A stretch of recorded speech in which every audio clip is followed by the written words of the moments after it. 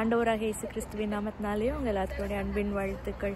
இந்த நாளில் கூட நான் உங்கள் கூட ஷேர் பண்ண போகிற வேத பகுதி சங்கீதம் 119 10வது வசனம். என் முழு இருதயத்தோடும் உம்மை நான் தேடுவேன், என்னை உமது கற்பனைகளை விட்டு வழி தப்ப விடாதேயும். ஒரு வேர்டு இருக்குது இங்கிலீஷில், அது பேர் என்னென்னா, அந்த டேர்மோட நேம் என்னென்னா வேகபாண்ட். வேகபாண்ட்னா a person who wanders from one place to another without any purpose. ஓகேயா, ஒரு பர்பஸே இல்லாமல் ஒரு இடத்துலேருந்து இன்னொரு இடத்துக்கு அலைகிற ஒரு வாழ்க்கை தான் வந்து வேகபாண்ட். பைபிளில் பார்க்கும்போது நிறைய பேரை வந்து they have got the curse from God and they have wandered without purpose. காயினை பார்க்குறோம் நம்ம, அவருடைய வாழ்க்கை வந்து ஒரு அலைந்து திரிகிற வாழ்க்கையாக தான் இருக்கும் அப்படின்னு வந்து நிர்ணயிக்கப்பட்ட ஒரு வாழ்க்கையாக வந்து இருந்தது. ஆனால் நம்மளுக்கு ஒரு ஹோப் இருக்குது, ஆண்டவராக இயேசு கிறிஸ்துக்குள்ள நம்முடைய வாழ்க்கை அலைந்து திரிகிற ஒரு வாழ்க்கை கிடையவே கிடையாது.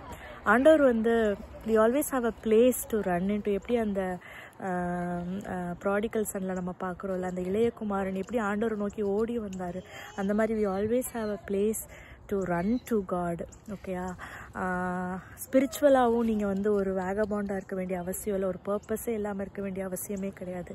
God has a purpose and plan for your life. ஓகேயா, அதனால் எப்போவும் ஜாய்ஃபுல்லாக இருங்க.